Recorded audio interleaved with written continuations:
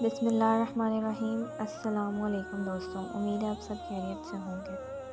کہتے ہیں کسی جگہ ایک شخص رہتا تھا جس کے 3 بیٹے تھے۔ اس شخص نے اپنے تینوں بیٹوں کے نام عبداللہ رکھے ہوئے تھے۔ دن گزرتے رہے حتیٰ کہ اسے مرض الموت نے آ لیا۔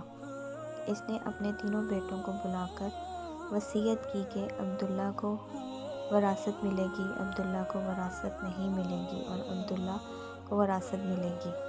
اس کے ساتھ ہی اس کی روح قبض ہو گئی۔ یہ خود تو فوت ہو گیا مگر اپنے بیٹوں کو حیرت میں ڈال گیا کہ کیسے فیصلہ کرے کن 2 عبداللہ کو وراثت ملے اور کس ایک کو نہیں ملے گی۔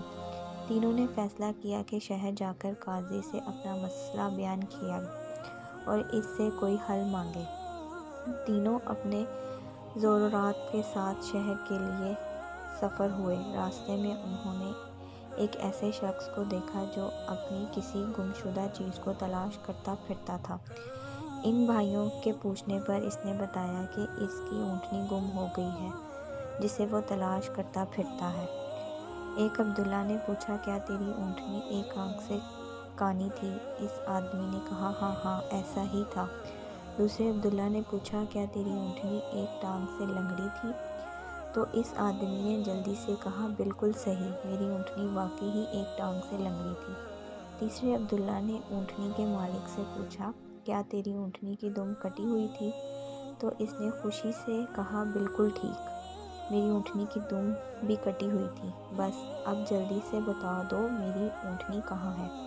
تینوں عبداللہ نے مل کر جواب دیا، باخدا ہمیں آپ کی اونٹنی کے بارے میں کوئی علم نہیں، ہم نے اسے ہرگز نہیں دیکھا۔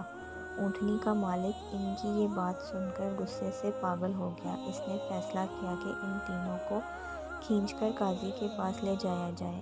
اسے پورا یقین تھا کہ اس کی اونٹنی کو یہ تینوں ذبح کر کے کھا چکے ہیں اور اب اپنے جرم کو چھپانے کے لیے جھوٹ بول رہے ہیں۔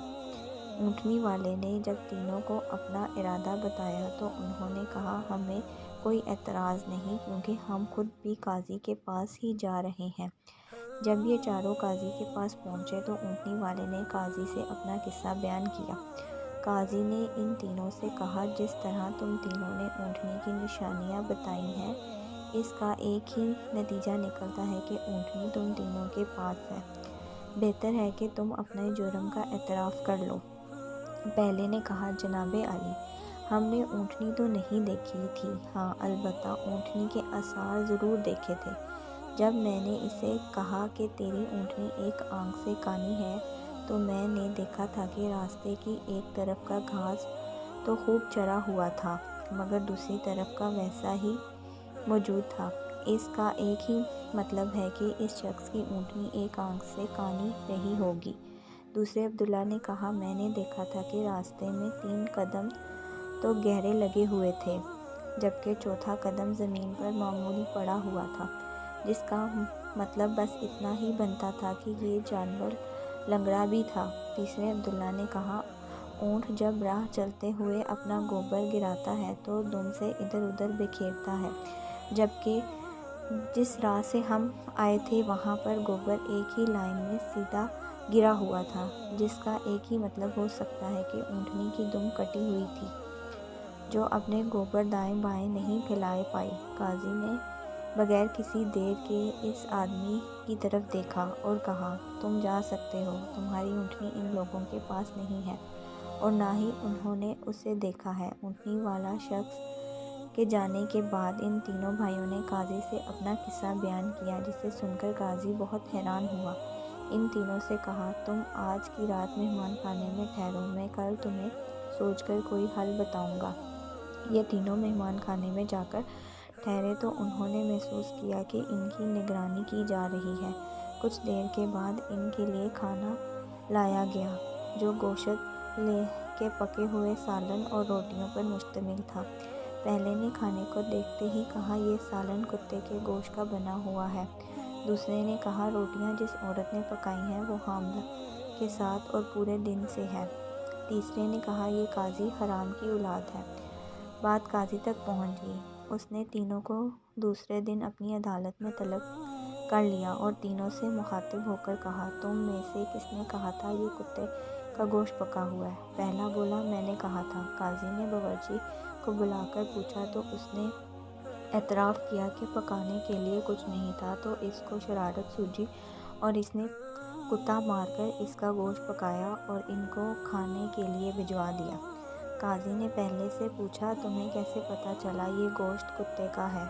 تو اس نے بتایا، گائے، بکری یا اونٹ کے گوشت کے نیچے چربی لگی ہوتی ہے، جبکہ یہ سارا چربی نما تھا جس کے نیچے کہیں کہیں گوشت لگا ہوا تھا۔ قاضی نے کہا، تم وہ عبداللہ ہو جس کو اپنے باپ کے مال سے وراثت ملے گی؟ قاضی نے دوبارہ ان سے مخاطب ہو کر پوچھا، کس نے کہا یہ روٹیاں ایسی عورت نے بنائی ہیں جو 9 ماہ کی حاملہ کے ساتھ اور اپنے پورے دنوں سے ہے؟ جواب میں دوسرے نے کہا، میں ہوں جس نے یہ کہا۔ قاضی نے پوچھا، تمہیں کیوں لگا؟ تو اس نے کہا، میں نے دیکھا روٹی ایک طرف سے پکی ہوئی اور خوب پکی تھی اور دوسری طرف سے کچی اور موٹی رہ گئی تھی۔ میں نے اس سے یہی اندازہ کیا روٹی بنانے والی ایسی خاتون ہے جسے تکلیف کے مارے زیادہ جھکنا نہیں جا رہا اور وہ سامنے کی چیز بھی نہیں دیکھ پا رہی، جس کا مطلب یہی بنتا ہے کہ عورت حاملہ ہے اور روٹیاں بنانے میں تکلیف محسوس کرتی رہی ہے۔ قاضی نے اس دوسرے سے بھی کہا کہ تمہیں وہ عبداللہ ہو جسے اس کے باپ کی وراثت میں حصہ ملے گا۔ پھر قاضی نے تیسرے سے مخاطب ہو کر پوچھا، یہ کس نے کہا تھا کہ میں حرام ہوں؟ تیسرے نے جواب دیا، یہ میں نے کہا تھا۔ قاضی اٹھ کر اندر گیا اور اپنی ماں سے پوچھا، کیا یہ سچ ہے کہ وہ حرامی ہے؟ تو اس کی ماں نے کہا، یہ سچ ہے کہ تم حرام کے ہو۔ قاضی نے واپس آ کر اس تیسرے عبداللہ سے پوچھا، تمہیں کیوں معلوم ہوا میں حرامی ہوں؟ تو اس نے جواب دیا کہ اگر تم حلالی ہوتے تو مہمان خانے میں ہم پر نگران مقرر نہ کرتے، نہ ہی کتے کا گوشت پکوا کر ہمیں کھانے کے لیے بھجواتے اور نہ ہی کچی روٹیاں کسی مظلوم عورت سے بنوا کر ہمیں کھلاتے۔ قاضی نے اسے مخاطب کرتے ہوئے کہا کہ تم وہ عبداللہ ہو جسے اس کے باپ کے مال سے وراثت نہیں ملے گی۔ تیسرے نے حیرانی کے ساتھ قاضی کو دیکھا اور پوچھا، مگر ایسا کیوں؟ قاضی نے کہا، کیونکہ ایک حرامی ہی دوسرے حرامی کو ٹھیک ٹھیک پہچانتا ہے اور تم بھی میری طرح حرام کی اولاد ہو۔ وراثت پانے والے دو عبداللہ اپنی ماں کی طرف لوٹے اور دریافت کیا کہ ہمارے تیسرے بھائی کا کیا ماجرا ہے؟ تو ان کی ماں نے کہا، تمہارا باپ ایک بار صبح کی نماز پڑھنے مسجد گیا تو اس دروازے پر رکھا ہوا پایا، اسے گھر لایا، اس کا نام بھی تم دونوں جیسا عبداللہ رکھا اور اس کی پرورش کی۔ جی، تو ایسی ہوتی ہے عربوں کی حکومت، جن میں حکمران کے درست بھی ہوتے ہیں۔